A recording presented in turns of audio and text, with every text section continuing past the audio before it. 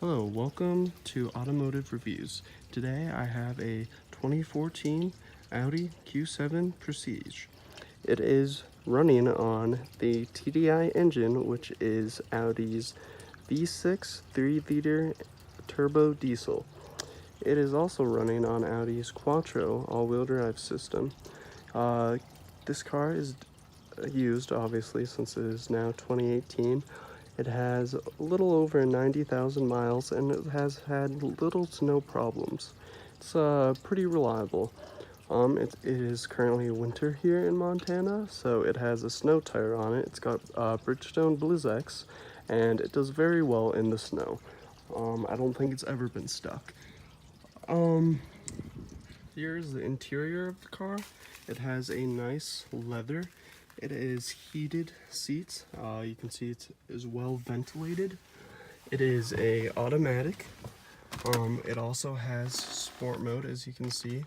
You can also, once driving, flip it over and then shift for yourself.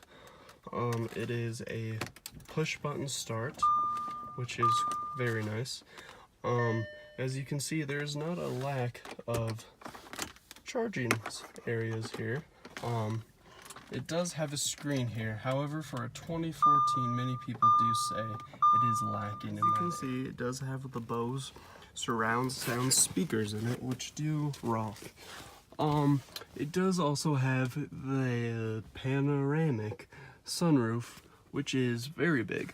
Now I will show you the back seat. The back seat is also very roomy, a lot of room. I am someone that is 6 foot tall, and I have plenty of room in the back seat. In the back seat, you also have more charging stations, and it has heated seats, which is very nice. This car actually has a third row as well, and to get to it, you just flip down this seat. It's one of the things people say is actually kind of difficult because this chair does not actually move. So to get to the third row can be a little difficult. And I have heard that from many people as maybe one of the only things about the Q7 that they don't like. At the end of the video, I will give you my list of the things I don't like, but it is a short list. A dual tip exhaust. And as you open the hatch, you'll see that it does have the button to close itself. So overall, this car is very nice, and for 2014, it is a great car. However, no car is perfect, and with that, I will show you the things I do not like about the car. The car is a 14, so obviously it won't have all the technology that a brand new car will have. It has Bluetooth music, but the one thing it does not have in this car is a USB port, which you would think it would have. I mean, for 14, that's not, a new technology. Computers have had USB ports for a long time. If you open the glove box, which is a little weird because you may look and want to grab a handle, but there isn't one. To open that, there's actually a button you hit here and it pops open. So in here, it does not have a USB port, but instead it has a connection for an Apple device. However, if you're aware, Apple chargers do not look like this anymore. That is the old one, which has not been used for a long time. New ones look like that. So unless you're walking around with an iPhone 3G or an iPhone 2, that's not very helpful. The other thing I don't like about this car is simply the price. This is a 2014, and it's still going for $30,000. I'm sure that will go down over time, but the final thing I don't like about this car is it's a push-button start, as you can see, start and stop. However, they still decided to put the key hole in there, which I understand some people may be accustomed to that, but if you're going to decide to put a start and stop, you might as well just get rid of that. To me, I've not used that once, and it just kind of looks ugly. I'm not a fan of it. Review unless we drove it. So to start, you just simply put your foot on the brake and hit the start button. So if you watched my video about Malone tuning, you will have probably connected the two dots that this is actually tuned. When I bought this car, it had the emissions recall done to it, and Audi says, you know, there's no difference between the original and after the recall, but a lot of owners have said that there's a lack of power and such. So I went ahead and did the DPF delete and did a tune.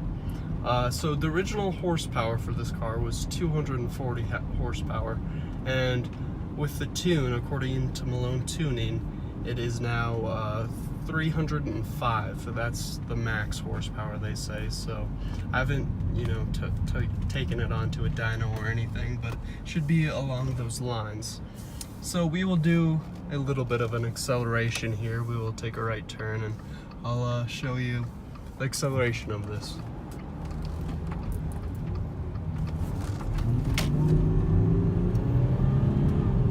So obviously it's nothing amazing. It's a very heavy car. It's rather large as well. So you can't expect that much, but it is definitely an improvement over the stock. And it's definitely not something you're gonna have trouble passing a semi with on the highway or anything like that. And honestly, it's a great car. You can get 26 miles per gallon with it, and with the tune, I think even more. I haven't really had time to drive it on the highway or anything, but I would think we're probably closer to that 30 range. And honestly, it's a great car if you can find the right one that suits you and in your great condition. As many of you probably already know, they no longer make diesels in America with Audi or Volkswagen after the Dieselgate issue. So the last year they made this was 15. There are some Q5 diesels that are 2016s, but that is just due to the fact that they were already making the diesels of the 2016 year before they got in trouble. One of the other features about this car that might be worth mentioning is it has a heated steering wheel. It is the prestige mode, so it should, I guess. It also has blind spot monitoring. If there's a car there that kind of black part of the mirror there will light up yellow, as you can see it is now. So there's a car there. Other than that, there really isn't a whole lot to show. When I go to park this, I will show you its backup camera and its parking sensors. It's ready to park, and on the screen, as you can see, it's got the nice guided lines to show you where to go so you don't hit anything. And then once you get close to an object, right there is parking sensors, which will then show you how close you are to an object so you don't hit it, which can be very nice, because obviously you don't want to get in an accident and break your car. So that's about it for this car review. Thank you for watching, and if you have any questions or comments, feel free to leave them below, and thank you. Have a great day. That's it for Automotive Reviews 406.